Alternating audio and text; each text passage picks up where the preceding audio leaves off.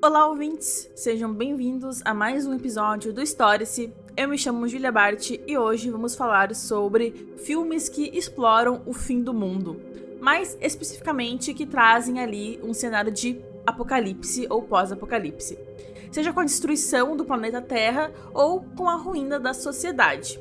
E ao meu lado, para sobreviver ao final dos tempos, está Juliano Silva. Olá, ouvintes, né? Ou melhor, como tu falou, sobreviventes ao fim do mundo, né? E eu até fiquei pensando assim, o que eu levaria pro fim do mundo, né? Aí eu fiquei pensando assim, e eu indicaria levar episódios do Stories baixado pra ouvir quando o mundo acabar, né? Porque... Ótimo. Fazendo aquele auto-jabá, assim, né? O que tu levaria? O que tu levaria pro fim do mundo, assim? Cara, o que eu levaria pro fim do mundo? É uma pergunta difícil, né? Porque... É muito difícil. Porque, Nossa. sei lá, levar um filme, um álbum de uma música específica.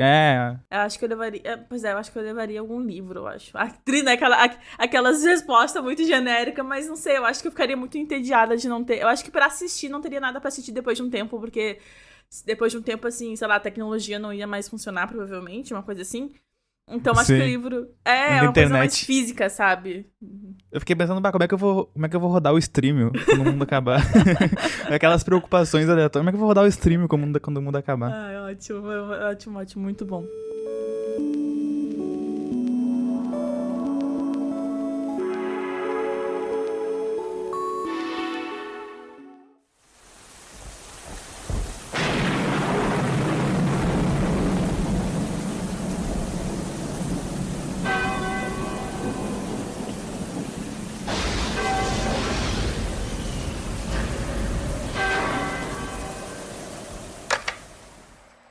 Bom, então, desde que o mundo é mundo, né, como a gente conhece, a humanidade, ela tem um certo fascínio pelo fim.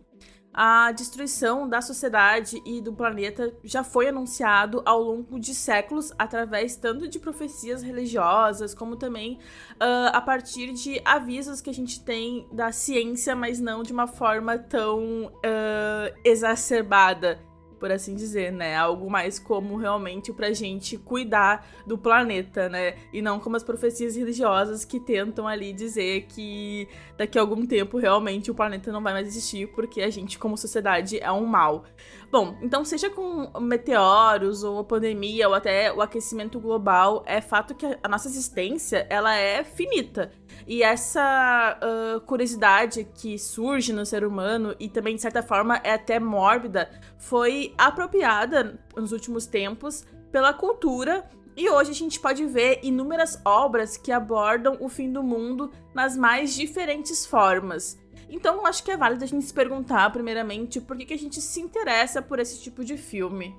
Pois é, né? Pensando assim, esse subgênero, né, da ficção apocalíptica ou pós, né, apocalíptica, que é um subgênero da ficção científica em geral, tipo, vendo, né, esses filmes como parte desse subgênero, eu acho que eles sempre de algum modo tentaram propor comentários sociais. Acho que a maioria deles se propõe a isso, né, a fazer um comentário social sobre esses elementos de fim do mundo, como tu falou, pandemia, aquecimento global, meteoros, tentar colocar comentários sociais nessas obras, assim. E eu acho que é muito válido, assim, esse subgênero, né, porque eu acho que ele permite muito com que os autores, né, os produtores, cineastas, eles possam explorar as fraquezas, né, os problemas e as injustiças que a gente tem na sociedade contemporânea.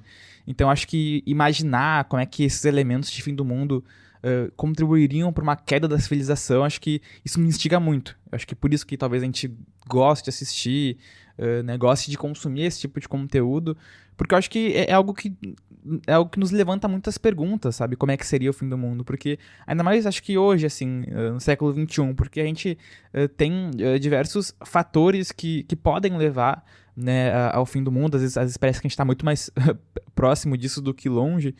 E acho que pensar, né, como é que seria esse destino da humanidade faz com que a gente fique instigado, né, a consumir filmes desse gênero. Então eles alimentam, de algum modo, uma curiosidade natural como seria viver em um mundo alterado, né, em um mundo em ruínas, tipo, né, a gente pensando o que a gente levaria pro fim do mundo, né, o que daria pra levar, como é que sobreviveria, sabe, como é que seria, né, essa queda da civilização, porque de algum modo, né, essa sociedade pós-apocalíptica, ou, né, aconteceu um apocalipse ali, significa que houve uma mudança na civilização, ou o fim da civilização, né, ou uma mudança de vida, né, na estrutura, assim. Pois é, eu tava também pensando, né, em relação a isso, assim, por que a gente se interessa tanto por esse tipo de filme, sendo que é algo bem problemático se tu pensar no fim da humanidade ou no fim da sociedade. Significa que tudo que tu conhece, tudo que existe, tudo, até tu vai acabar, vai morrer. E aí, por que a gente se interessa tanto por esse tipo de assunto?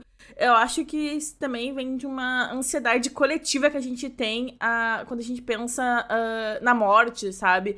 E como a gente. E também existe uma crise também, né? De existência muito presente na humanidade a todo momento. E outro fator também que eu acho que é em decorrência do porquê que a gente se interessa também é o fato de que a nossa sociedade, a gente pode até deixar isso.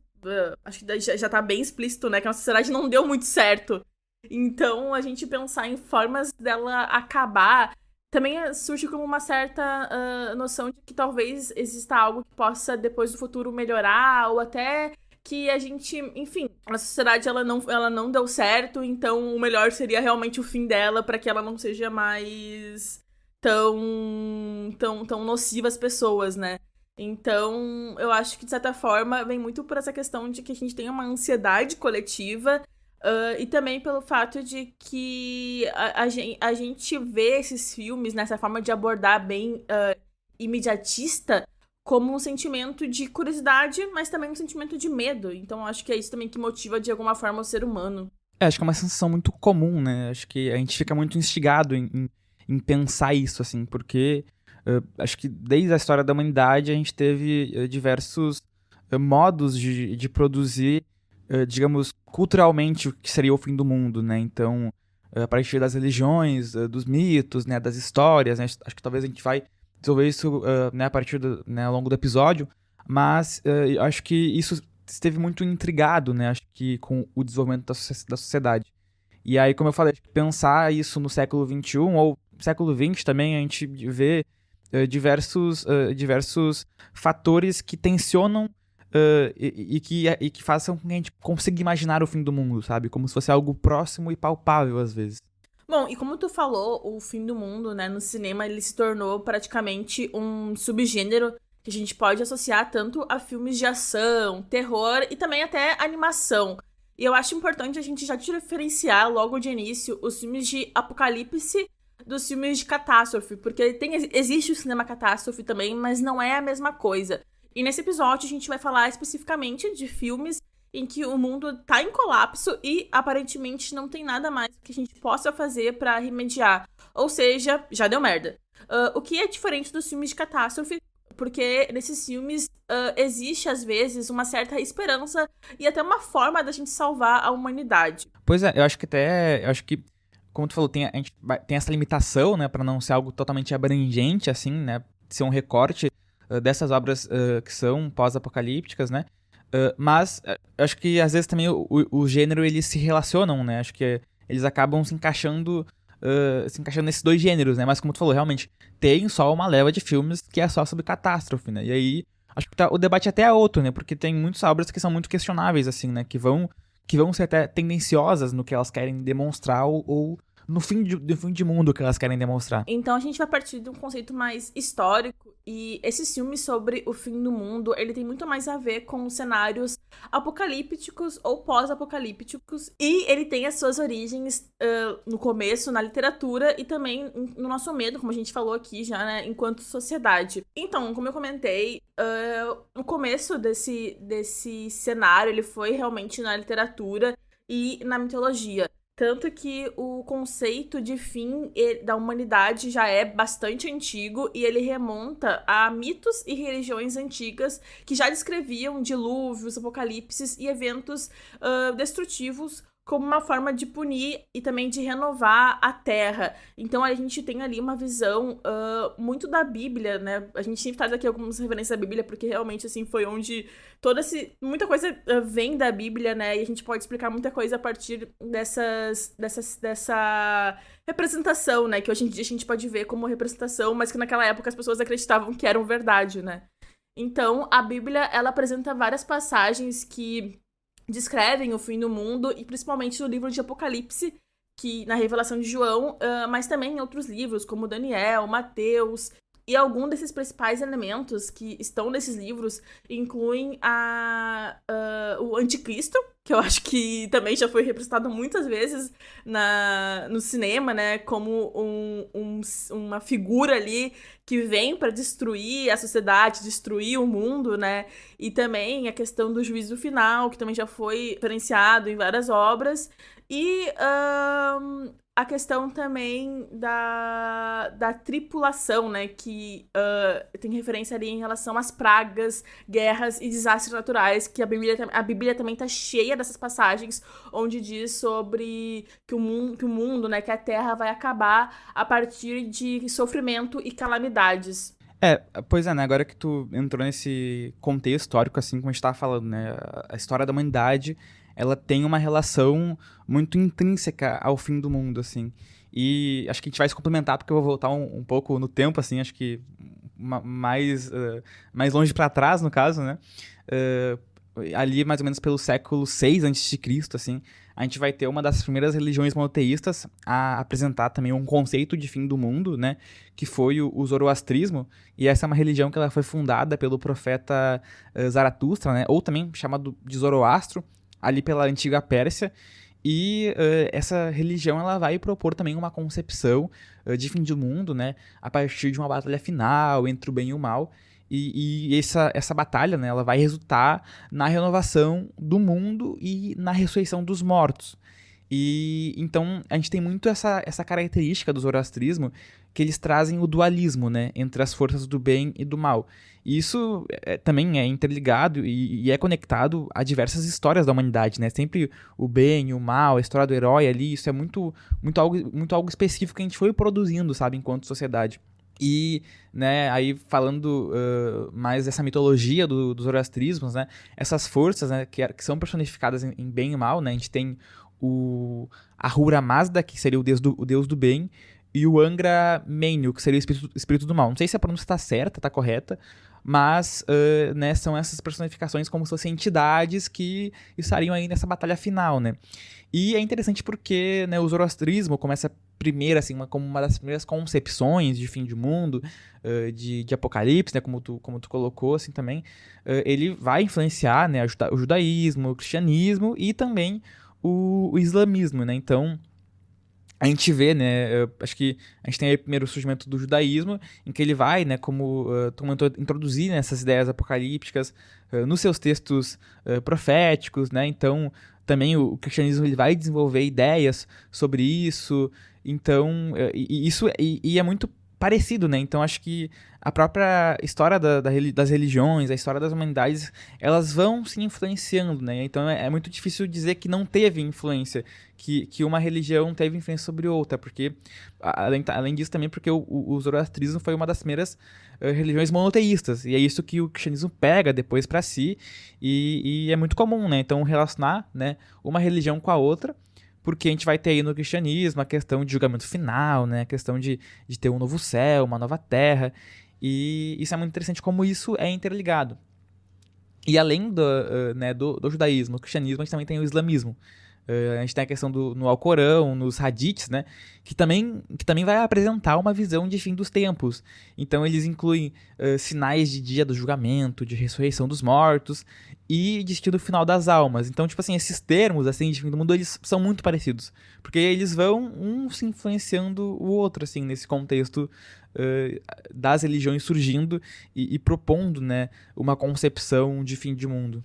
E ali, em 2012, tinha também a questão dos maias, que falavam que no dia 21 de dezembro de 2012 o mundo ia acabar, e isso também virou uma comoção na internet, mas, de certa forma, isso foi um pouco deturbado, porque realmente não significava o fim do mundo. Era bem nessa questão que a gente falou aqui, de ser uma renovação e um renascimento, né? Então as pessoas meio que levaram para um outro lado, porque, explicando um pouquinho sobre essa questão, né, a civilização maia tinha uma visão cíclica do tempo, que é baseada, né, em um sistema de calendários, e a profecia mais famosa que foi, né, essa associada ao término do ciclo do calendário de longa contagem, que foi em 21 de dezembro de 2012.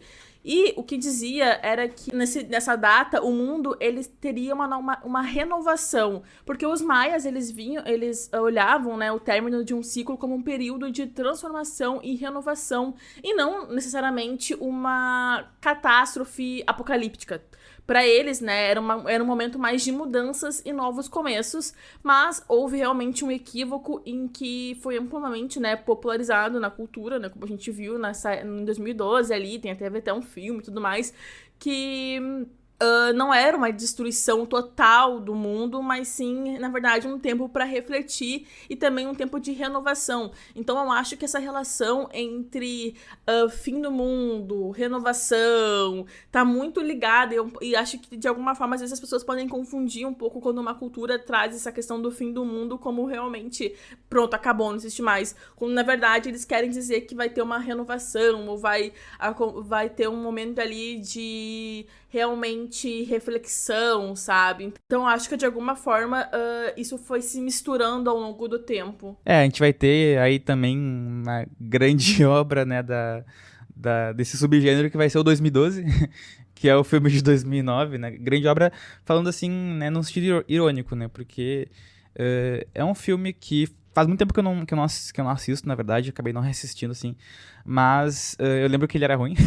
Não sei como é que ele tá agora, né? Porque sempre que a gente reassiste, a gente vê com outros olhares, né? Mas acho que ele se encaixa muito num filme de catástrofe, né? Parece que é talvez a catástrofe pela catástrofe, né? Pra mostrar a destruição do mundo, assim. Essas cenas meio que... Eu não sei se diria sensacionalista, não sei se é esse termo que dá pra colocar, mas às vezes ele parece que passa um pouco desse sentimento, assim. Eu não sei o que tu acha sobre. Não, eu concordo. Eu acho que essa questão, o filme de 2012, cara, eu assisti também só uma vez, e foi nessa época quando lançou. E eu não assisti porque eu achei que já era péssimo naquela época, então não vou fazer o favor de reassistir esse filme, né?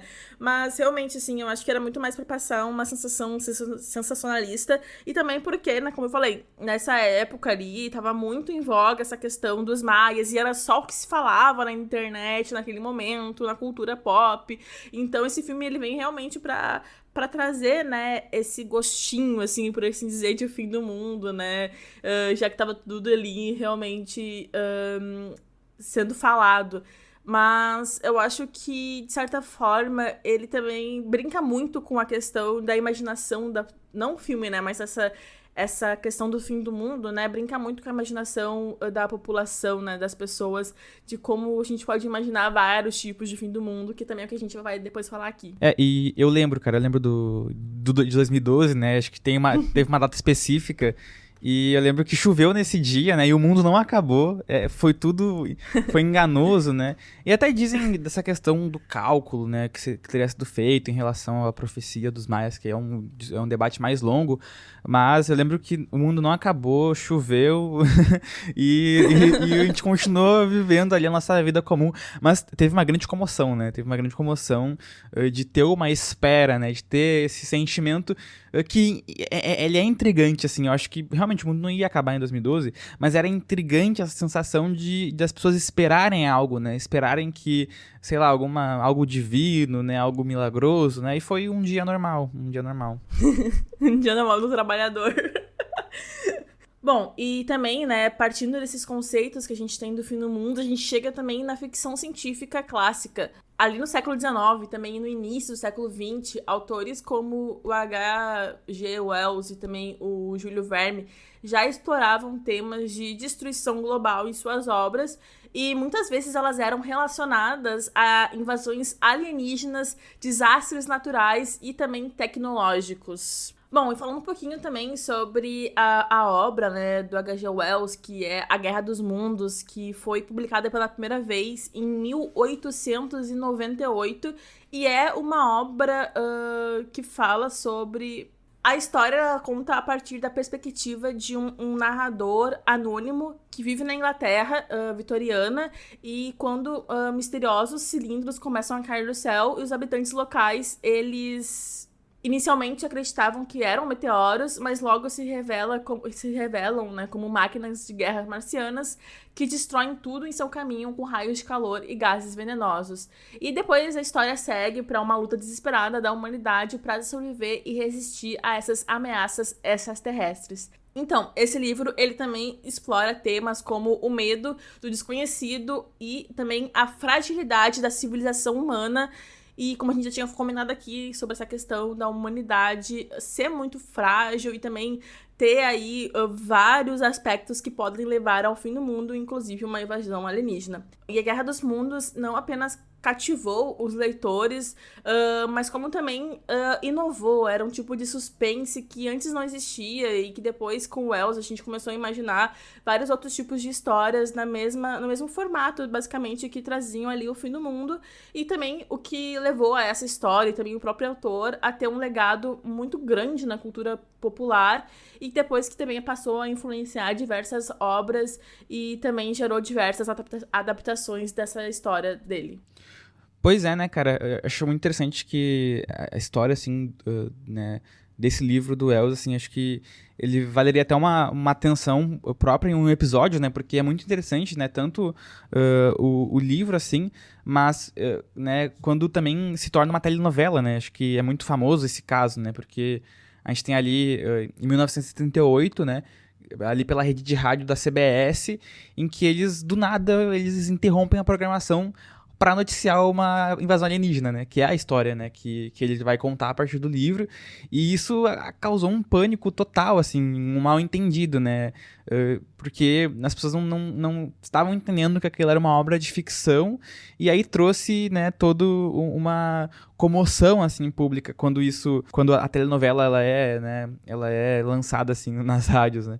E eu acho essa relação muito interessante, assim, porque é sempre nesses inícios, assim, de ter uma grande tecnologia ou um meio de comunicação, né? Porque não tem internet, não tem sites, não tem, né, pra explicar o que tá acontecendo, né? Acho que a gente vai ter também outros filmes e outros casos parecidos, né? Nesse sentido de uma obra ter essa comoção de parecer algo real, né? A gente já falou em outros episódios sobre a Bruxa de Blair, o Found Footage, enfim, né? É muito interessante analisar, né, como isso acontece, né? Então, além do livro, a gente tem a telenovela, a gente tem o filme, né, do Wells, e eu acho que, cara, seria muito interessante estar lá vivenciando, assim, isso ser, sabe? Imagina estar lá em 38, do nada a CBS começa a falar que tá uma invasão alienígena, sabe? Tipo, no planeta. Sim, eu acho que também é talvez uma das primeiras formas de brincar, como eu falei, né, com essa imaginação do fim do mundo e despertar essa curiosidade, também medo na população em relação a como a gente poderia, como a nossa sociedade poderia acabar. E aí, eu acho também que a gente vai provavelmente dedicar um episódio só pra falar sobre essa história, porque vale muito a pena. Bom, e avançando um pouco mais na história, obviamente que a história nunca é cronológica, né? Isso eu aprendi com historiadores, mas a gente falando aqui um pouquinho sobre essa questão da origem dos conceitos, a Guerra Fria, ela trouxe à tona o medo de uma guerra nuclear global e também influenciou fortemente a cultura popular e o cinema. Tem filmes como O Senhor Fantástico, do Stanley Kubrick, que explora essa questão ali da paranoia que se formou na Guerra Fria. E o filme, ele narra os eventos que levam à iminência da destruição nuclear após um general americano insano chamado Jack the Ripper lançar um ataque nuclear não autorizado contra a União Soviética, acreditando que os comunistas estão contaminando os fluidos corporais preciosos da América. E aí depois desencadeia ali vários eventos que colocam, a ação dele desencadeia vários eventos que colocam mundo à beira do apocalipse. Cara, esse filme ele é um pouco antigo, assim, né, do Kubrick, do Doutor Fantástico, né, mas é uma obra muito, muito boa, assim. Eu lembro que eu assisti faz um tempo já, mas ele se encaixa muito bem, assim, nesse contexto de ambientar, né, ali a Guerra Fria, né, de estar nesse período de tensão, de uma possível guerra nuclear, sabe? Quem vai lançar a bomba primeiro sobre o outro país vai ser os Estados Unidos ou a União Soviética, né? E aí tem essa tensão no mundo, né? Tem essa divisão do mundo, assim, entre um mundo estadunidense em que avançava com o capitalismo e o mundo da União Soviética que avançava, né, ali com os seus ideais de comunismo e de socialismo, né? Então, a gente tem, né, esse medo de ter um holocausto nuclear palpável, assim. Então, acho que esse filme ele é muito interessante porque ele também serve como uma sátira, né? O Kubrick usa muito como uma sátira, porque a gente tem aí esse doutor, né, o Doutor Fantástico e tal, que seria, né, um cientista, né, que ele vai simbolizar toda a amoralidade, né, e a falta de ética em relação à questão de armas de destruição em massa.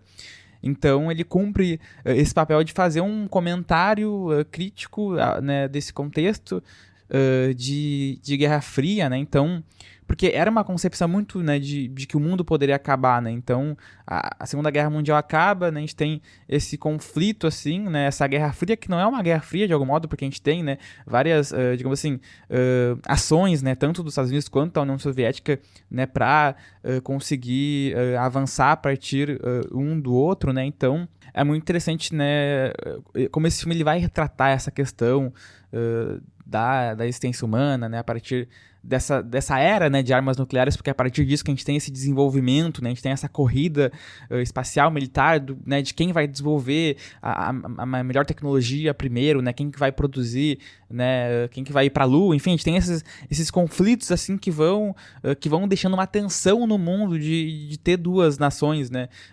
grandiosas em um conflito por um grande período, assim. Então, eu acho que ele, né, oferece uma reflexão muito, muito poderosa, assim, sobre a questão desse potencial apocalíptico das armas nucleares, né? E é algo que a gente vivencia até hoje, assim. Acho que a Guerra Fria deixa esse marco no mundo de que a qualquer momento, né, esses conflitos, né, podem retomar e retomam, né? A gente tem diversos conflitos, assim, que ainda se mantêm, né? E tem esse medo, né, de um possível fim do mundo a partir de bombas nucleares. Porque a gente tem países que produzem, que avançam, que estão produzindo, né, esses armamentos, assim. Então, e aí vem aquela pergunta, né, quem que fica responsável por cuidar disso? Quem que vai, né, decidir se tal país ou, sei lá, tal região vai ser, né, atingida, atacada, né? Então, tem pessoas por trás disso, né? E quais são os ideais dessas pessoas, né? Então, são debates muito complexos, assim, né? Se algo, né, nesse nível aconteceria. Exato. E assim,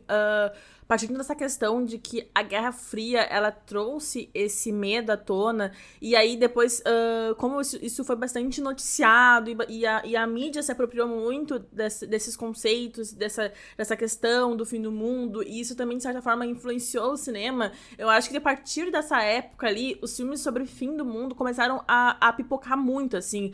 Avançando um pouco mais no tempo, a gente tem o cinema dos anos 70 e 80, que ali naquela época tinha um aumento da consciência ambiental também, né, e o crescimento dos movimentos de contracultura, e esses filmes que surgiram nessa época começaram a explorar esses temas também de desastres ecológicos. A gente tem também o Mad Max, que é de 79, e que refletiam ali as preocupações com o esgotamento de recursos e colapso social, já que a humanidade estava ali caminhando realmente para guerras, né? Já tinha passado a Guerra Fria, a bomba nuclear já tinha devastado ali o Japão, então meio que já tinha esse sentimento de que o mundo realmente poderia de fato acabar. É muito também importante, acho que, deixar salientada essa questão de ter muito essa relação, né, do contexto atual, né, se relacionar com qual a percepção de fim do mundo que a sociedade estava tendo, né? Como tu falou, a gente tem nesse período aí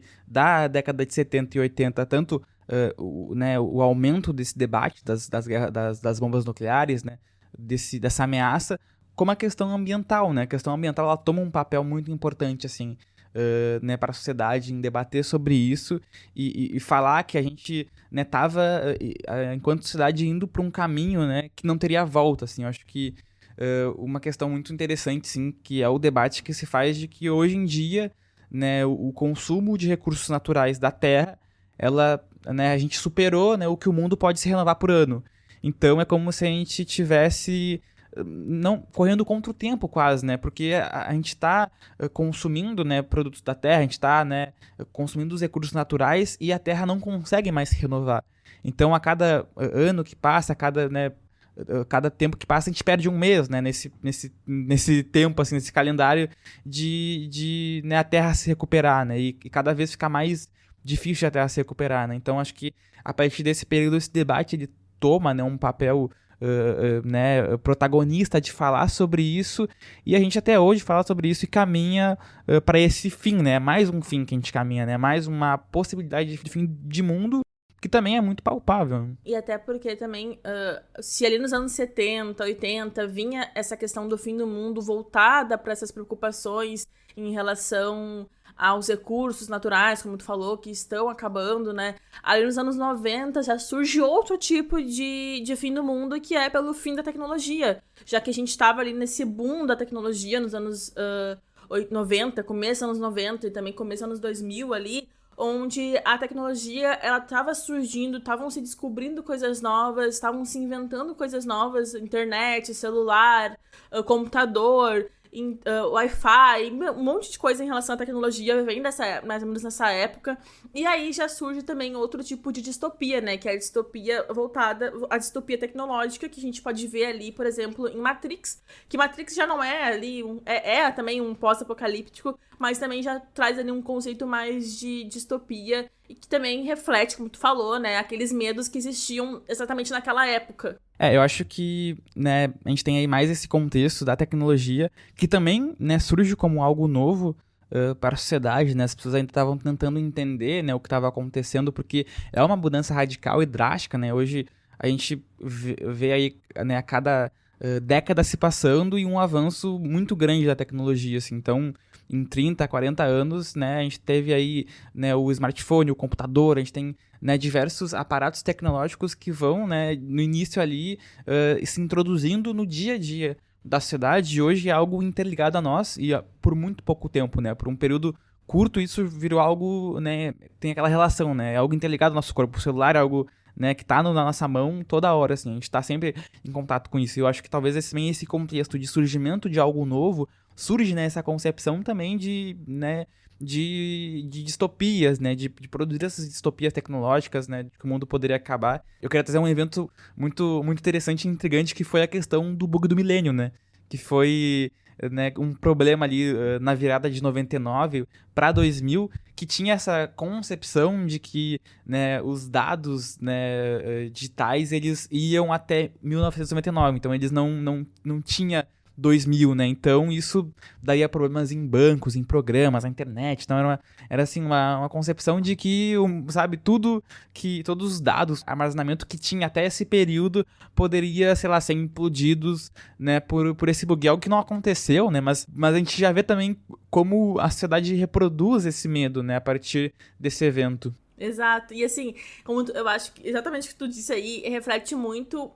as preocupações sociais que as pessoas têm no momento ali, como o bug do milênio, até a gente falou antes ali dos Mags em 2012. Então, realmente, o gênero do fim do mundo, pós-apocalíptico, ele vem realmente de questões sociais, políticas e também ambientais de cada época. E quando a gente explora esses cenários extremos, é uma forma também de questionar a própria natureza da humanidade, né? O futuro da civilização e também a consequência das nossas ações enquanto seres humaninhos que estamos nessa terra. Como a gente estava falando, nessa questão de conceito de fim do mundo é algo que evoluiu ao longo do tempo, né? Que foi refletindo as mudanças de crenças religiosas, né? De avanços científicos e o estado, né, do mundo nessas diferentes épocas, assim. E eu acho... porque essa ideia central, né, de um término catastrófico, ela é sempre seguida por um, né, possível renascimento ou, né, julgamento. E, né, como a gente expôs, é uma narrativa humana muito constante na nossa história, assim. E isso serve até hoje como um meio, né, de explorar os nossos, né, medos profundos, assim. Então, eu acho que... E é interessante pensar porque cada vez essas obras elas estão muito mais cada vez mais próximas da nossa realidade do que distante, né? Então, como a gente falou, né? São medos que partem de contextos reais e de histórias reais que a gente tá vivenciando, né? I can't really remember when I last had any hope. And I certainly can't remember when anyone else did either. Because really, since women stopped being able to have babies, what's left to hope for? The world was stunned today by the death of Diego Ricardo, the youngest person on the planet. The youngest person on Earth was 18 years, 4 months, 20 days, 16 hours and 8 minutes old. Why are women infertile? Some say it's genetic experiments. Então, agora pensando um pouco nas teorias do fim do mundo, a gente vai falar de algumas que certamente podem acontecer nos próximos anos ou nas próximas décadas. Mas, por favor, não tenham crise de ansiedade. Vai ser complicado agora, né? Então, a primeira que a gente vai comentar aqui um pouquinho é sobre impacto de asteroides ou cometa. E o mais conhecido desse tipo é o impacto do asteroide, que eu não vou saber falar o nome, Chicxulub, eu acho que é assim. Importante tentar. Importante é tentar, mas eu acho que esse é o nome. O mais conhecido desse tipo é o impacto do asteroide que causou a extinção dos dinossauros há cerca de 66 milhões de anos. E esse impacto, se fosse causado hoje, ele traria ali a extinção em massa, mudanças climáticas drásticas e também a destruição de infraestruturas. E eu acho que talvez um filme que a gente possa associar a esse impacto... Obviamente tem vários filmes que trazem impacto de asteroide ou cometa no planeta e que destroem e tudo mais. Mas um que me veio à cabeça quando eu fui ler um pouco sobre a questão dos impactos de asteroide foi o filme Dinossauros, da Disney, de 2000. Que eu acho que a maioria das pessoas já assistiram esse filme. E ele é um filme de animação, assim, mas ele é bastante tenso e até um pouco triste, né? E ele traz a jornada de um dinossauro chamado Aladar, que para encontrar outros seres da sua espécie depois do impacto desse asteroide, ele passa ali por uma série de acontecimentos e ele passa por uma migração também, onde a espécie dele precisa ir para outro lugar onde tem água. Então esse filme, cara, na época que eu assisti esse filme, eu fiquei muito triste, assim. É um filme pra criança, mas ele é muito sofrido. Não, é um filme pesado, assim. Acho que ele fez muito parte da nossa infância, não tem como, que é uma obra muito boa e dava muito na sessão da tarde também, então tem isso, assim. E só, né, um comentário que é um filme muito bom, mas atualmente ele tá historicamente errado, né? Porque a gente sabe agora que o T-Rex tem penas. e aí, né, a gente tem essa representação dessa concepção de dinossauro, né? Totalmente diferente. Mas a gente sabe que muitos deles tinham penas, assim. Mas tirando isso, é um baita filme, assim. E acho que essa questão que tu comentou, né? Dessa destruição, né? Da extinção dos dinossauros é um debate muito interessante. Porque a gente tem, né? Esse meteoro, esse asteroide, no caso, que atinge a Terra, né? E que ele vai produzir ali uma grande catástrofe, assim, porque a gente tem esse asteroide, ele muda, que ele causa, né, um efeito na Terra muito grandioso, além do impacto dele, né, além dessa destruição, não foi algo assim imediato, né, porque o asteroide ele cai na Terra e a Terra ela passa por todo um processo apocalíptico de mudança no seu clima, né, na sua vegetação, né, nos seres vivos que existiam nela, e faz, né, todo um processo, e aí, né, a gente tem o fim, né, da era dos dinossauros, assim. Então, esse fim por um asteroide ou cometa é algo que a gente não tem um controle, né, porque é algo muito aleatório, assim, do universo, mas, né, hoje também tem a questão de tentar mudar a órbita e a direção de um asteroide ou de um cometa, caso ele atingisse a Terra, mas também é um fim que a gente, né, talvez conseguiria prever, né, se não fosse algo tão grandioso, assim. Eu vi essa cena da destruição de novo esses dias. Quando eu fui precisar saber o filme, eu vi. É muito horrível, nossa.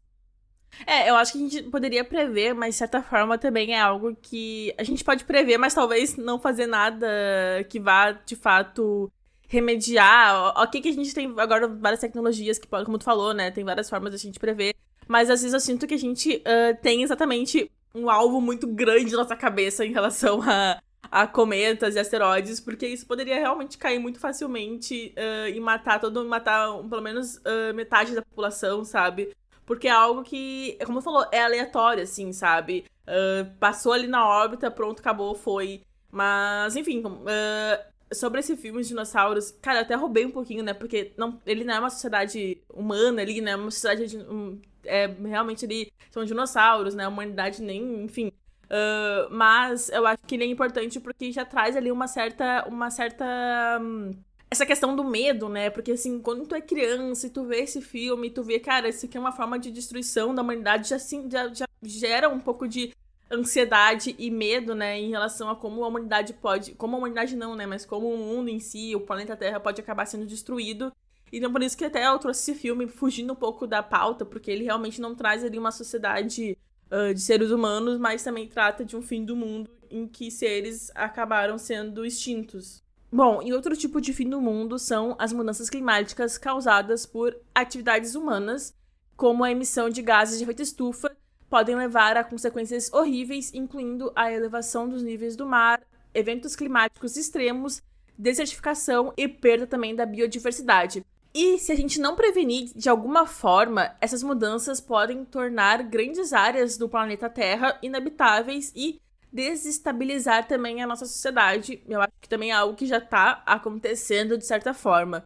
E aí um filme que a gente pode... Não, obviamente, gente, a gente tá falando de alguns filmes aqui, mas a gente vai discutindo em relação, né? Por exemplo, tem O Dia Depois de Amanhã, de 2004, que é um filme que traz a mudança climática súbita e extrema, né, provocada através de desastres naturais, e coloca a humanidade à beira da extinção, enquanto ali tenta sobreviver às novas condições climáticas.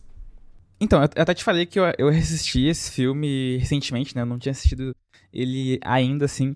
E, cara, é um filme mais de desastre, né? Mais de catástrofe, assim. É um filme mais ou menos, assim. Não é um filme bom, não vou dizer que é um filme ruim, mas ele tem todo aquele rolê de usar, né? Toda uma produção de CGI a partir, né, dos ataques do aquecimento global, assim, na Terra. E é muito engraçado porque o inimigo, né? Que é, enfim, as enchentes, que é as geleiras, assim... É muito engraçado como é que eles representam isso, sabe? Eu acho que... eu até fiquei muito refletindo sobre essa questão dos desastres naturais, assim, em relação a esse filme, porque ele também passa uma percepção tendenciosa, sabe? E aí também a gente sabe que as mudanças climáticas são algo real, né? Estão acontecendo no mundo atualmente.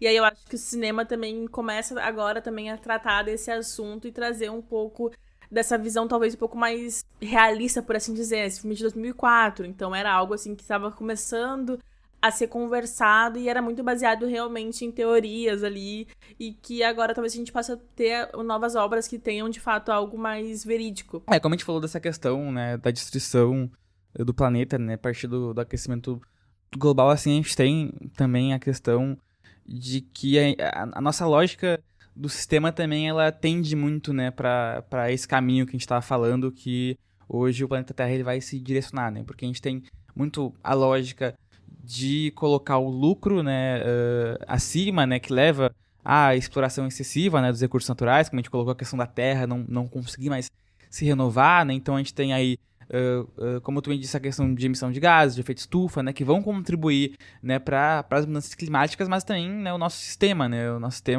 atual, que é o sistema capitalista, ele vai sempre, né, priorizar, né, o crescimento econômico e vai deixar a proteção ambiental de lado, assim, então... Eu acho que ele vai surgir como um grande culpado nesse contexto, né? Como eu falei, a gente tem, né, o debate do aquecimento global ganhando grande protagonismo na década de 90, assim, então...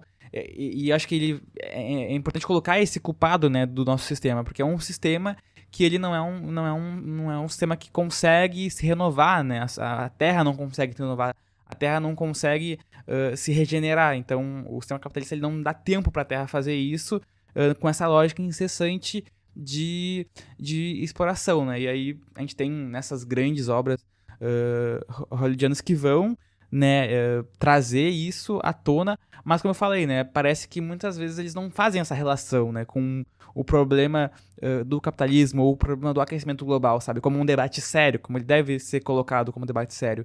Então, como tu disse, né, o aquecimento global é algo real, é algo que acontece, é algo que está acontecendo, é algo que existe, mas a gente tem esses filmes de catástrofes que tendem a um discurso tendencioso, né. Bom, e também seguindo, assim, sobre formas do mundo acabar, a gente tem um que a gente viveu agora recentemente, que foi a pandemia global. E uma doença, né, altamente contagiosa e mortal poderia, de fato, se espalhar, como a gente viu na pandemia da Covid-19, e uma pandemia mais severa, com uma taxa de mortalidade elevada e difícil de controlar, poderia também causar um colapso econômico-social, resultando em alta mortalidade e desestruturação da civilização moderna. E só também, assim, um pouco antes, né, diferenciando um pouquinho essa relação de filmes de catástrofe e filmes pós-apocalíptico, não é que depois de um fim, né, pós-apocalíptico, a humanidade possa deixar de existir. É um dos formatos, mas eu acho que também pode existir uma forma da humanidade sobreviver e viver em um mundo afetado por essa mudança. Como a gente viu ali, né, em relação a guerras nucleares, pode ser que a humanidade sobreviva. E aqui também na pandemia a mesma coisa, né? Pode ser que a humanidade passe por uma pandemia global, como a gente já passou, e isso seja uma forma de apocalipse, mas de fato depois sobreviva. E tem um filme que eu assisti recentemente, né? Que na época até da pandemia ficou bem, também voltou à tona esse filme, que foi O Contágio, de 2011, que é um filme que mostra ali os efeitos de um vírus altamente contagioso e que se espalha rapidamente pelo mundo, que exatamente é o que a gente passou ali um pouco na pandemia, mas claro que esse filme, como também o Depois de Amanhã, exacerba demais, né? E traz ali também uma visão, como tu falou ali, um pouco mais fantasiosa em relação a essa questão do fim do mundo, né? Acho que essa questão das pandemias, né, as pandemias globais, ela tem muito, como a gente estava falando, desse contexto de impactar, né, então, de qual foi o impacto cultural que teve também a peste negra, assim, como uma pandemia, né, como algo que atingiu boa parte ali do continente da Europa, assim, e vai dizimar um terço da população europeia, e vai ter um impacto cultural imenso, né, vai ter um impacto tanto, né, concreto na realidade ali das pessoas, mas vai influenciar o que vai ser a literatura, o que vai ser a arte, né, então e aí a gente vai ter uma grande leva de temas que refletiam a morte, o desespero, né, que vão se tornar algo comum, que simbolizava essa inevitabilidade da morte que eles estavam ali vivenciando. E é interessante que muitas visões traziam, né, a peste como um castigo divino, como um sinal de fim dos tempos, né? Então a gente tem um grande aumento do fervor religioso, né, dos movimentos de flagelantes, né, em busca dessas explicações sobrenaturais para o desastre, né, do que foi a peste negra, assim. E acho que na pandemia a gente volta, né, a vivenciar esse contexto, assim, mas, né, num contexto onde a gente tem as grandes tecnologias digitais que também vão nos auxiliar no nosso convívio, né, do que foi a pandemia, de ter que ficar em casa para não contaminar, né, o nosso vizinho, o nosso colega, enfim. E isso também vai impactar muito profundamente a nossa produção, assim, cultural enquanto sociedade, né? E também a Covid-19, ela reacende debate sobre o fim do mundo, né? Essas percepções, esse sentimento intrigante de que o mundo pode acabar a qualquer momento, porque de um momento para o outro a gente estava em casa trancado, não podia sair, tinha que usar máscara, aguardando, né? Aguardando as entidades governamentais, né, produzirem uma vacina, né? Então a gente ficava nesse sentimento conflituoso do que poderia acontecer, e também essa sensação de fim dos tempos, né? Então a gente vai ter também aí, né, o grande avanço de teorias de conspiração, como a gente falou, que é muito comum, que acontece nesses desastres, né, que vão tomar também a internet e as mídias, e aí também essa associação, né, dessa pandemia como essa crise global que a gente estava vivenciando, e também que vai, acho que, evidenciar, né, as mudanças climáticas, né, como a gente estava falando, vai evidenciar o caminho que a sociedade, ela, né, se direciona, assim, então tem um impacto, né. Exato, e também trazendo um pouco essa questão de como a cultura, ela representa a pandemia e também o fim do mundo por doenças. A gente também pode falar até um pouco dos filmes de zumbis, que trazem esse aspecto de que existe ali um contágio, existe ali uma doença em que as pessoas poderiam sair dos seus túmulos ou poderiam virar mortos-vivos, e aí poderiam também acabar com a humanidade. Claro que também isso já é também um pouco mais de ficção, né, e tudo mais. E a gente pode depois abordar talvez só filmes de zumbi em um outro episódio, mas também é uma forma da gente ver ali que esses filmes trazem um aspecto de pós-apocalíptico, né. Em outro tipo de fim do mundo que a gente pode comentar, que é o da guerra nuclear, que a gente já falou aqui um pouquinho sobre, então a gente vai passar rapidamente sobre esse aspecto da guerra nuclear. Poderia levar a uma devastação global, além da destruição imediata causada pelas explosões nucleares. Haveria também um tipo de inverno nuclear, onde a humanidade passaria ali por falhas nas colheitas, fome em massa e também um colapso generalizado da sociedade.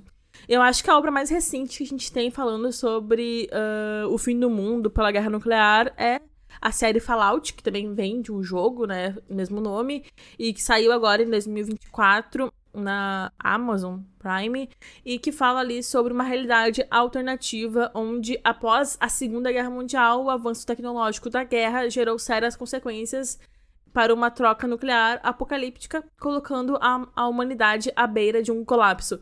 Então, eu acho que, rapidinho, falando sobre Fallout, tem um recorte muito interessante, que a série, ela trata do fim, tipo, não é que tem como remediar, não é como, não, a gente pode evitar essa guerra nuclear, a gente pode, de alguma forma, fazer com que a humanidade não se destrua pela guerra nuclear. Não, já aconteceu.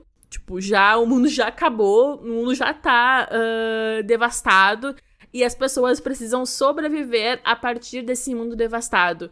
Então, tem várias formas de como as pessoas podem ali sobreviver. E aí, eu acho que também é interessante a gente depois fazer também um episódio só sobre essa questão ali da guerra nuclear, né? Em relação... E também Fallout. Porque, realmente, assim, sabe? É uma forma de fim do mundo que é muito possível. E que seria tão assustador quanto as outras. Pois é, né? Eu conheço mais o jogo, né? Do Fallout como um jogo pós-apocalíptico. A série eu ainda não consegui assistir, mas vou assistir, né, até por recomendação tua, né, de que é uma série válida, assim. E essa questão, né, como a gente falou um pouco antes dessa ameaça da guerra nuclear, e eu acho que, né, a gente volta, né, a trazer esse contexto porque a gente tem a guerra como algo muito lucrativo, né, para as empresas envolvidas, né, em guerras, assim, pelo mundo. Então, a fabricação de armas, de equipamentos militares, né, e serviços de defesa é algo que vai movimentar muito o complexo militar industrial, e isso inclui, né, essa percepção das empresas privadas de lucrarem a partir disso, né, de contratos, né, de defesa de governos, assim. Então, a gente tem muito essa questão do incentivo econômico direto para promover esses conflitos e guerras, né? Então, é uma realidade muito, muito real, assim, né, esse contexto em que a gente tem essa grande influência de que guerras continuem acontecendo para que um setor privado continue lucrando, né, a partir disso. Então, é um medo constante que algo acontece, assim. A gente tem diversos conflitos, assim, atuais que ainda se mantêm. A gente tem a guerra da Ucrânia que ainda, né, se mantém ativa, né? A gente tem o conflito de Israel e Palestina que aumentou ainda mais, e tem essas empresas privadas que vão incentivando com que isso aconteça. E é isso, né? Assim como a peste, a fome, as guerras também sempre foi algo intrínseco à sociedade, né? Infelizmente, é algo que sempre ocorreu, né? E isso é algo ruim, né? Infelizmente, porque tem essa lógica, né? Mas hoje a guerra ela tem essa lógica de ter ali um retorno econômico, assim. Bom, e também passando agora para outro tipo de fim do mundo, que eu acho que é um que a gente pouco fala, até tem algumas obras, mas é um assim que a gente não aborda tanto na cultura pop, que é a infertilidade. Se a maioria das pessoas se tornasse infértil, a taxa de natalidade diminuiria drasticamente, e com o tempo isso poderia levar a uma diminuição rápida e significativa da população humana, tornando ali mais difícil ou também impossível manter infraestruturas, economias e sociedades funcionais. Sobre a questão da infertilidade, eu acho que vai um pouquinho também na mesma leva que a gente falou sobre cometas ou asteroides, porque pode ser algo muito aleatório e também não aleatório, porque se a gente for levar por um lado de que isso pode acontecer por qualquer motivo, beleza, aleatoriedade, mas também por uma força ali de que a gente pode causar tantas mudanças climáticas no planeta que em algum momento o ser humano vai deixar de ser fértil, né? Portanto, por essas mudanças na biodiversidade, talvez. Bom, e pra falar da infertilidade, a gente tem o filme Filhos da Esperança, de 2006, onde não se sabe o motivo, mas as mulheres, elas não conseguem mais engravidar. E também ali, o mais novo ser humano, ele acabou morrendo aos 18 anos, e já faz 20 anos que a humanidade não tem mais crianças. Esse filme parte a partir da história de um ex-ativista que descobre uma mulher que está grávida e passa a tentar ali ajudar ela a atravessar, a atravessar o país, a Inglaterra, que eles estão na Inglaterra, em busca ali de um salvamento para tentar ter o filho dela. E aí, esse filme, ele... Cara, eu realmente adoro esse filme. Eu acho que ele tem uma história tão interessante e também, como a gente falou, ele é um filme de pós-apocalipse, porque a humanidade tá há 20 anos sem crianças, sem bebês. Então já é um apocalipse, sabe? As pessoas já estão vivendo um pós-apocalipse, sabe? Então eu acho que é um filme que realmente ele mostra de forma bastante genuína como a humanidade pode acabar extinta a partir da não-vida, sabe? A partir da própria extinção, realmente, da própria humanidade, sabe? Pois é, né? Esse ponto, assim, da infertilidade é algo que pega muito, assim, porque é a partir, né, da reprodução, né, que a gente vai ter novas gerações, a gente vai ter, enfim, crianças, assim, e ver uma obra que vai representar um mundo infértil, onde não existe mais crianças, é muito interessante. Eu acho que, né, o diretor, que é o Alfonso Cuarón, ele faz um trabalho, assim, majestoso, assim. Eu acabei reassistindo esse filme, eu já tinha assistido uma vez, e eu reassisti, e pra mim ele se tornou ainda melhor, assim. Ele ficou um filme ainda muito melhor, assim. Eu acho que o Cuarón, ele tem uma direção incrível de demonstrar, de mostrar um mundo pós-apocalíptico, aquelas cores pastéis, né? Esses tons, assim, pálidos, assim, de um mundo onde não tem mais esperança, porque não tem mais a vida, como tu falou, tem a não-vida. As pessoas que estão no mundo, né, enfim, vão envelhecer e não tem mais crianças, né? E quando o personagem principal, que é o Tio, ele se depara com essa mulher que tá grávida, é como se tivesse ali um ponto de esperança para salvar a humanidade, né? Então ele vai numa missão de levar ela até né, o Projeto Humano, né, que é meio que um grupo que pretende, né, salvar a humanidade, mas não sabe muito bem também sobre esse grupo. E eu acho que esse filme ele se encaixa, assim, em diversos gêneros, assim, tanto quanto uma distopia política, tanto quanto um filme de desastre, né, um filme de apocalipse. E é muito interessante, assim, como... E ele tem, além dessa questão da fertilidade, ele tem diversos pontos no seu mundo. Sim, eu gosto muito também de como esse filme, ele traz ali, né, como tu falou, a perda da esperança, mas também a esperança, porque a gente vê ali nas primeiras cenas, né, as pessoas muito tristes pelo a pessoa mais nova que morreu, e que mostra realmente como a humanidade está muito desacreditada, né, como a humanidade já estava passando ali por um momento de que, cara, a gente não tem mais salvação. O nosso mundo vai acabar em algumas décadas e é isso, né? Aí com o surgimento dessa mulher, né, que tem um filho, já traz ali uma ponta realmente de esperança e mostra como a infertilidade, ela é uma ameaça à extinção da raça humana, e é algo que a gente não pensa, né, muito sobre isso, assim, a gente não pensa sobre essa questão da infertilidade, porque a gente acha que isso nunca poderia acontecer, mas eu acho que é uma forma muito muito triste, né, e também muito a longo prazo de extinção, o que torna tudo ainda pior, assim, não é como se fosse um meteoro que vai cair, pronto, acabou o mundo, sabe, é algo que vai ser ao decorrer do tempo, que torna as coisas ainda pior. E além desse ponto da infertilidade, né, a gente tem esse mundo, né, que é o mundo, como tu falou, que se passa na Inglaterra, ali no Reino Unido, onde a gente tem, né, o filme ele se passa em 2027, né, ele se passa pra frente, né, e a gente tem um mundo onde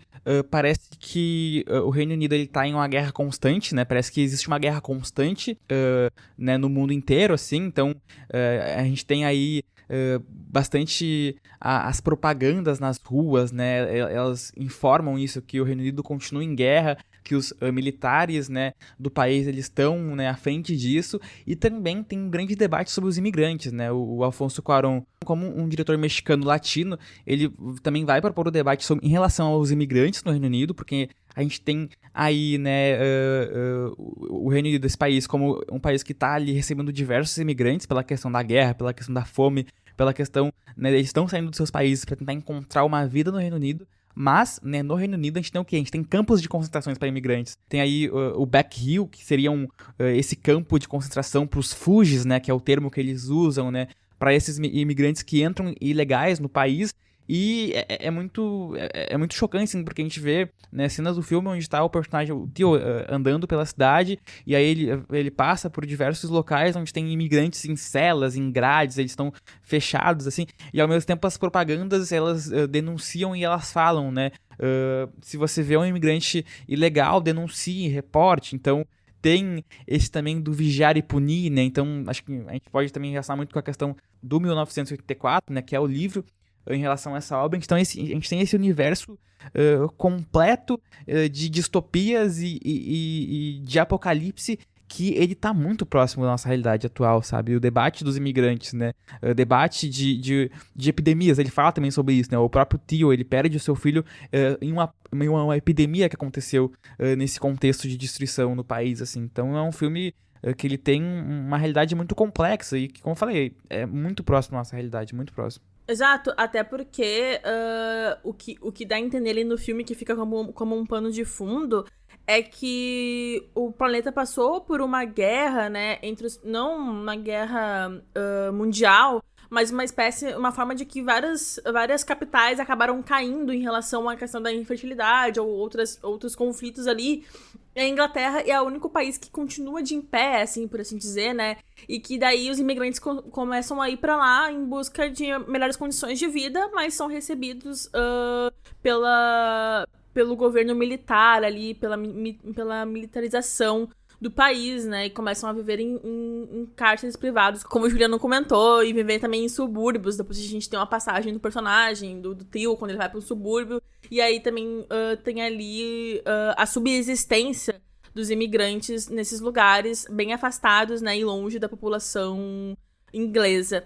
Mas também uma coisa que eu quero ressaltar nesse filme, que eu acho que é muito interessante, que eu acho que também vale muito, assim, prestar atenção quando for assistir, é a direção, né, do Alfonso Cuarón, porque ele traz ali uma atmosfera muito sombria e até um pouco claustrofóbica, que captura aquele desespero que aquele mundo tá vivendo, né, aquele mundo sem futuro, onde o filme traz vários planos sequências, e são várias, não são só um, assim, o filme tem muitas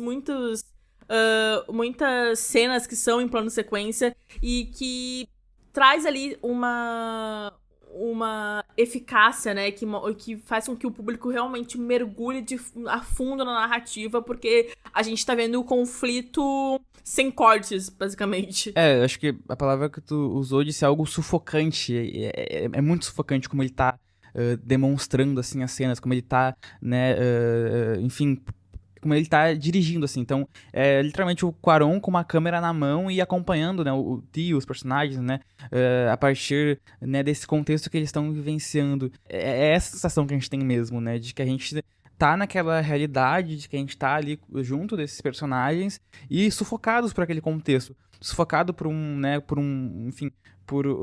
tons, assim, de um mundo destruído, né? A gente tem ali... O cenário mostra, né? Ele mostra a guerra, ele mostra o conflito, ele mostra o caos que o país vivencia.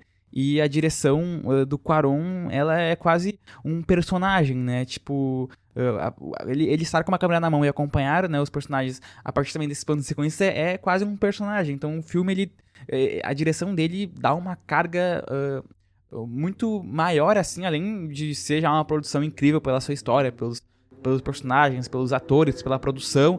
O Cuarón, ele traz ainda muito mais isso, né, como algo muito sufocante. Eu sinto que às vezes tem um tom meio de documentário, assim, quando a gente tá vendo o Theo no meio da guerra, né, e passando pelas pessoas atirando coisas e armas, né, e também tanques militares e tudo mais. Eu sinto que tem um pouco ali também, parece que tá vendo um documentário, porque a filmagem, ela é bem descontrolada, né? Bem trêmula em alguns momentos, e isso é muito legal, assim, como ele conseguiu imaginar esse filme dessa forma, porque além de ter esse discurso, como a gente falou, da questão da infertilidade muito forte, que é também, né, uma forma do mundo acabar, tem também uma direção bem inventiva e que traz também a gente, de fato, ali pro filme.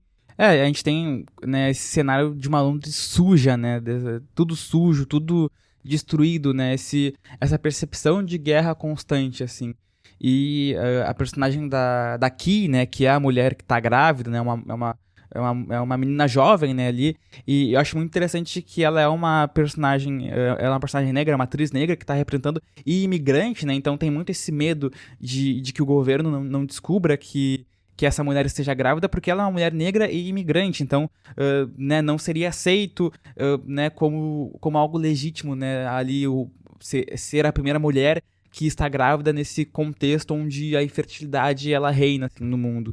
E aqui ela surge como, né, essa personalidade, né, que tá ali indo contra toda aquela sociedade. Eu acho que o Cuarón, ele traz muito esse debate, assim, da imigração, né, a partir também daqui, assim, além da atriz ser uma baita atriz, assim, que consegue, né, passar muito bem o seu personagem, assim. Então, acho que a gente tem cenas, assim, grandiosas com ela. Acho que, citando uma que eu gosto muito, né? Além, tu falou dos planos de sequências, a gente tem a cena em que ela tá em um prédio, e aí eles estão bombardeando o prédio, e aí o tio, ele entra no prédio pra salvar ela, e aí ela tá com o neném, ele já nasceu, e aí ele entra no prédio pra salvar ela, e aí quando eles meio que descem as escadas, né, todo mundo que tava no prédio, tanto, né, os migrantes estavam sendo atingidos, né, a população estava sendo atingida, quanto os soldados que estavam atacando, todo mundo para ver ela descer as escadas com o neném, né, com o recém-nascido, assim. Então ela surge como essa salvação para aquela sociedade. E assim que ela passa pelos soldados, pelas pessoas, pelos imigrantes que estão ali em conflito, ela passa e aí eles já retomam a guerra, já retomam a se bombardear, enfim, a voltar a esse conflito que eles estavam ali passando. Então, eu acho que a cena ela é muito tocante, porque ela demonstra muito isso, né? Aqui começa a salvação. Exato, e até tu fala sobre essa cena porque ela demonstra aqui como a salvação, mas também não a resposta de tudo, né? Porque eles poderiam muito bem parar a guerra. Nasceu o primeiro bebê, depois de 20 anos, acabou a guerra. Não, ela passa, eles dão tempo pra ela passar e depois eles continuam a guerra. Mostrando que ela é esperança, mas também não é resposta pra todos os conflitos da humanidade.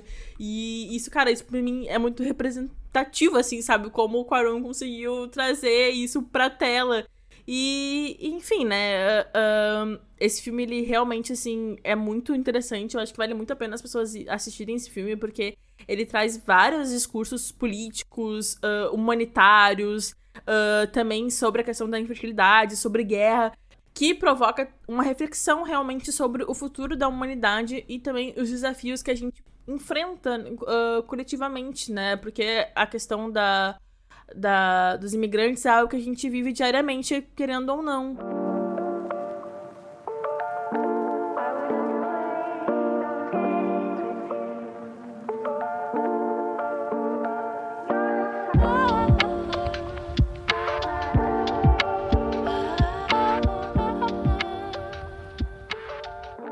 E para fomentar o debate, eu queria perguntar por que é mais fácil a gente pensar em formas do mundo acabar do que realmente salvar ele. Então, como a gente, né, veio falando aqui, né, a gente tem aí diversas, né, representações e visões de fim do mundo a partir dos seus contextos históricos, culturais e sociais, né.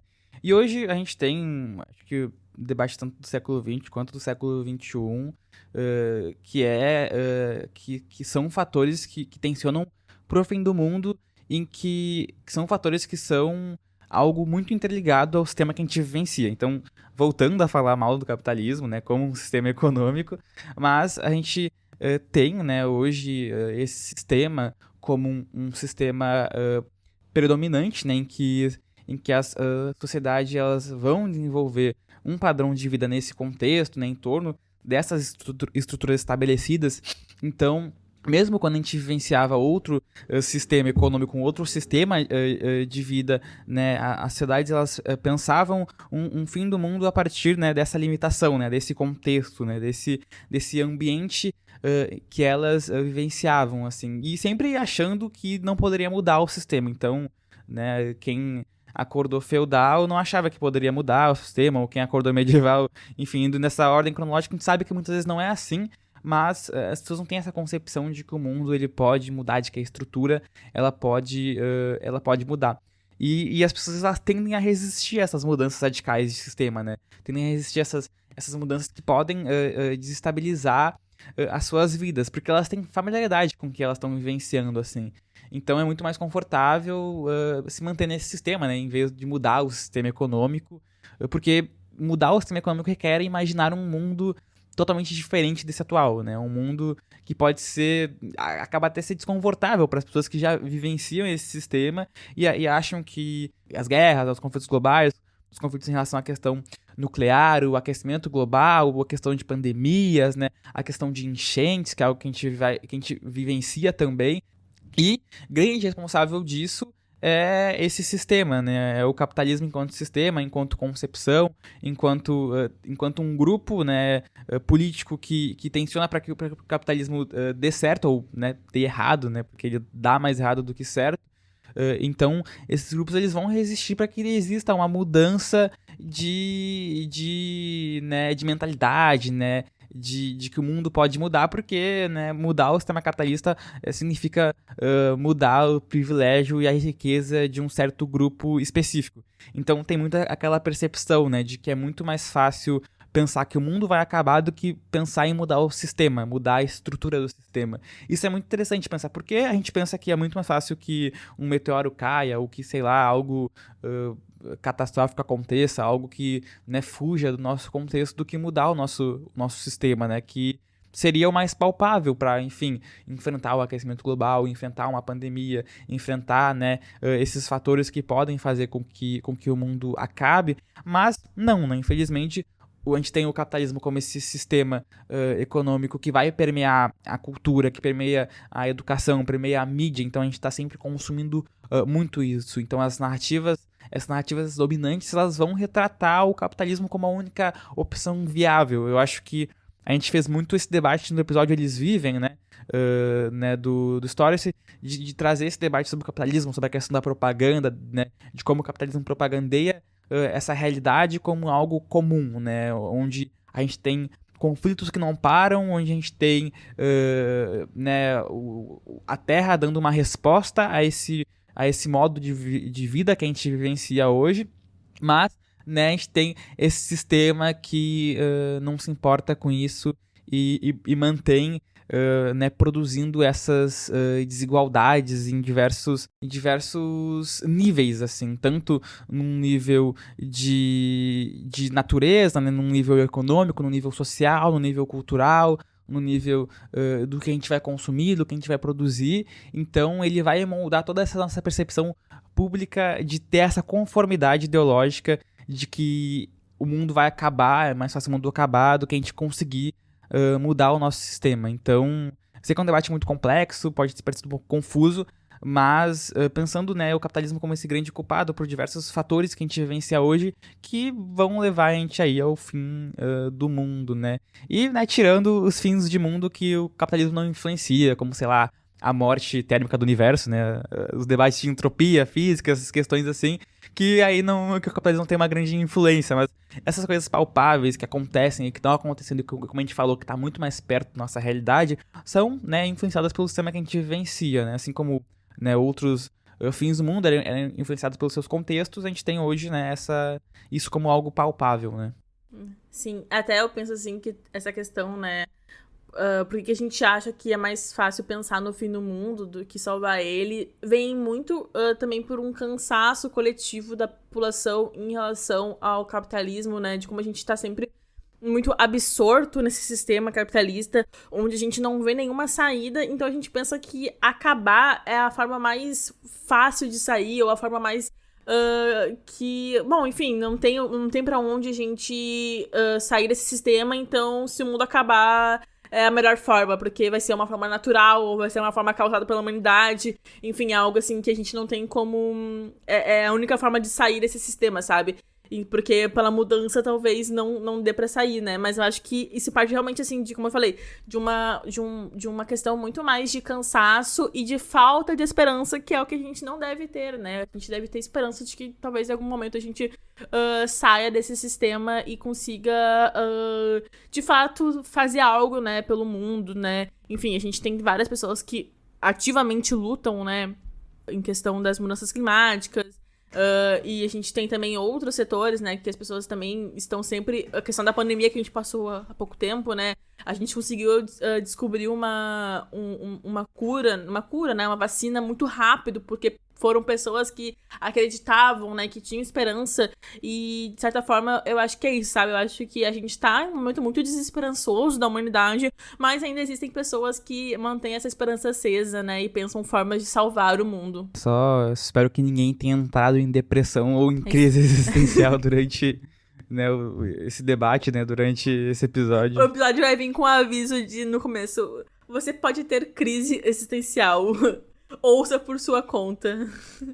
Recomendamos procurar um psicólogo ou um médico. Crises existenciais ou vontade de mudar o sistema, né? E aí as pessoas podem parar de pensar que é mais fácil o mundo acabar, talvez.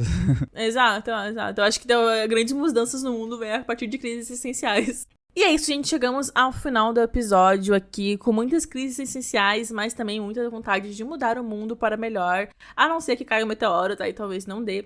Mas é isso. E lembrando, como sempre, né, o podcast, o Stories, é um podcast independente, então é muito importante, né, o apoio de quem nos ouve, quem tá nos escutando aí. E também não deixe de seguir o Stories nas redes sociais, é @Stories_cast, no Instagram, no Twitter e no TikTok. E também a gente tá no YouTube, então é só procurar pelo canal Stories lá na plataforma que você pode achar a gente facilmente. E também não se esqueça, pra quem nos escuta no Spotify, de nos dar aí 5 estrelinhas, né, que é muito importante pra divulgação, né, do podcast na plataforma, e também de ativar o sininho pra receber a notificação de novos episódios, caso vocês queiram, e eu acho que vocês vão querer, sim, depois desse episódio. E é isso, né, até logo. Até mais!